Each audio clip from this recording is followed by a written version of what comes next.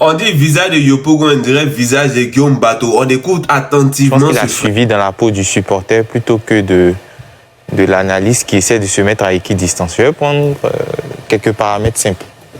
J'ai dit sur ce plateau, à plusieurs reprises, et ça m'a été reproché parce que ça devenait barbant.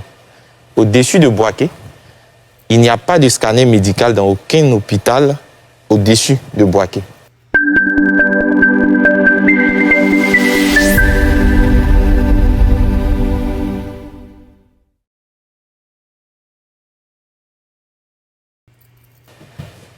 Pour quelqu'un qui a suivi la campagne, je n'ai pas entendu de candidat dans cette zone-là, que ce soit pour les municipales ou pour les régionales, au moins promettre ça aux populations. Ou alors, on est en train de me dire que la santé des populations, ça n'intéresse pas ces candidats-là. Dans le nord de la Côte d'Ivoire, aujourd'hui, depuis 2 ans déjà, l'anacade est mévendue. Des populations brûlent leur production d'anacade à cause des prix qui ont chuté.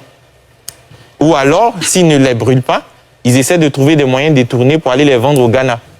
Ce sont des sujets réels qui touchent ces populations-là. Je n'ai pas entendu ça dans les discours des différents candidats.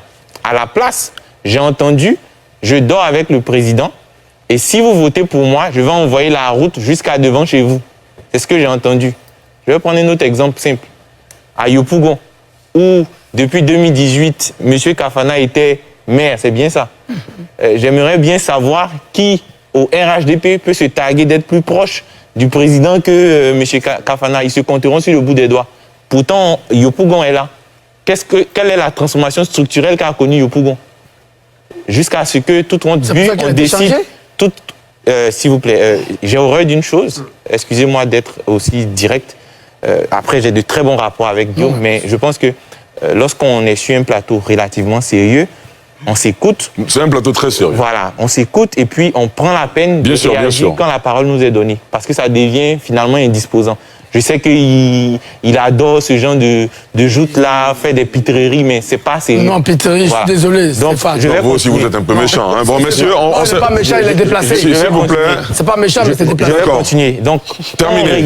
Guillaume, on vous donne la parole ensuite. Terminé. Quand on regarde le visage de Yopougon, j'ai failli dire Guillaume, quand on regarde le visage de Yopougon, même si c'est tout comme 5 ans plus tard, il n'y a pas eu de transformation structurelle, alors que M. Kafana est très proche du président de la République. Aujourd'hui, il est, je crois, directeur exécutif même de son parti. Donc, je veux dire que... Il est plutôt le président du directoire. Voilà, le président du directoire du RHDP. Je veux dire que ce genre de discours surannés-là, on doit pouvoir les faire évoluer. Mais vous posez une question qui est très pertinente. C'est que pourquoi est-ce que ça marche? Regardez les résultats du RGPH en 2021. On a encore 47% d'analphabètes en Côte d'Ivoire. Wow. C'est ce que le ministère du Plan et du Développement a fait.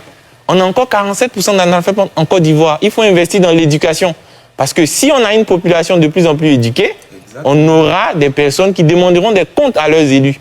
Je me rappelle en 2021, quand on faisait les législatives, certains candidats promettaient des routes aux populations pour des législatives. Et ça passait crème. Et nous, sur les médias, on rappelait que le rôle du... C'est-à-dire que pour les élections législatives, c'est-à-dire que pour élire un député, le député dit que si lui, il est élu député, là, lui va faire passer la route. C'est-à-dire que si on n'est pas dans un pays où les gens ne sont pas éduqués, les gens n'ont pas le regard, et que les gens ne savent pas qui est censé faire quoi, qui est pour qui doit faire quoi. C'est comme ça qu'on peut venir tenir ce genre de propos-là. Comment un député peut venir dire que si lui, il gagne, il va mettre goudron, il va mettre la route. Parce qu'il est peut-être proche du pouvoir. C'est que même les maires n'arrivent pas à faire. Parce qu'aujourd'hui, on a un ministère qui a agréé à cela. C'est-à-dire que ce n'est plus la responsabilité des maires lorsqu'on parle de route, lorsqu'on parle d'aménagement, ou même encore lorsqu'on parle de ramassage des ordures. Parce qu'il y a des ministères qui ont été créés pour pouvoir faire ce travail-là à la place des maires. On continue. Justement, donc je veux dire qu'aujourd'hui, ce genre de discours suranné prospère au sein de la population, déjà parce que il y a, comme on appelle, un manque d'éducation criard. Parce qu'il y a deux choses. Hein. Il y a l'analphabétisme, d'une part, et puis il y a ce que moi j'appelle les semi-lettrés. C'est-à-dire ceux qui sont pas en griffe analphabète au sens... Ce sont les pires. Voilà, qui sont les pires. Voilà, ils font semblant d'être éduqués alors que ce n'est pas le cas. Donc il y a tout ça. Et l'autre chose que je veux mettre en avant, c'est que nous qui portons en griffe la voix d'une partie du peuple, parce qu'on apparaît sur des plateaux, on doit pouvoir faire cet exercice-là, de prendre du recul par rapport à tout ça et se dire de quoi est-ce que souffrent vraiment nos populations. Est-ce qu'on a retrouvé cela dans les discours des candidats? Ça, c'est une bonne question. À Bobo, à Yopougon, il y a des quartiers depuis 2 à 3 ans qui n'ont pas d'eau. C'est de ça qu'il est question. Aujourd'hui, il y a le prix des denrées alimentaires sur les marchés qui ont bondi, alors qu'on est un pays qui, dit-on, est le berceau de l'agriculture. Cela n'est pas apparu dans les discours de campagne. Aujourd'hui, à Cocody et à Yopougon, on a une prolifération de la consommation de stupéfiants. Il y a même des chansons qui passent sur les antennes de télé ou de radio où on fait la promotion des stupéfiants. Et là, on ne voit absolument rien. Voilà des sujets qui devraient intervenir dans les programmes de campagne des candidats, mais rien. Dernière chose, sur Cocody par exemple. Sur Cocody, après les élections, on a des gendarmes qui arrivent pour, dit-on, faire une perquisition.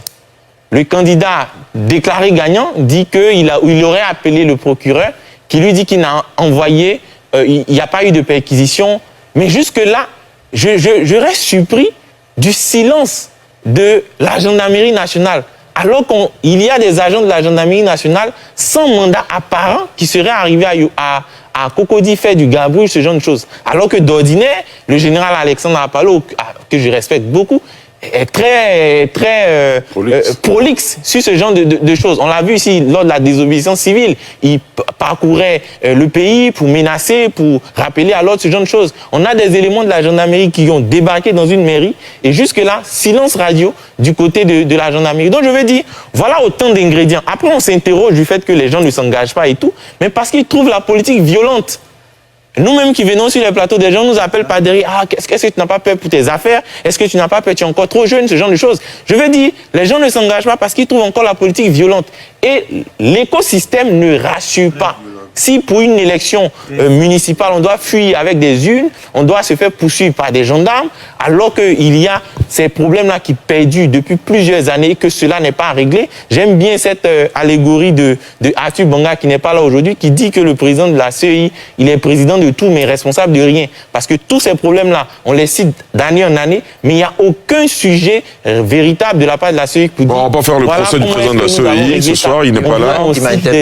Oui, bien sûr. De loi et à la fin de la journée, on ne règle pas les problèmes. Bien noté. Donc voilà des sujets précis, des sujets clairs qu'on aurait souhaité retrouver dans le discours de campagne des candidats. D'accord. Exactement, ce que le frère a dit est tellement juste que je n'ai presque rien à ajouter.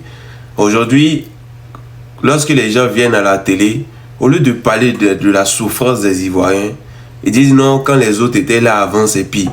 Mais si c'est parce que les autres étaient là avant que c'est pire, voilà pourquoi les Ivoiriens ont demandé à changer de président.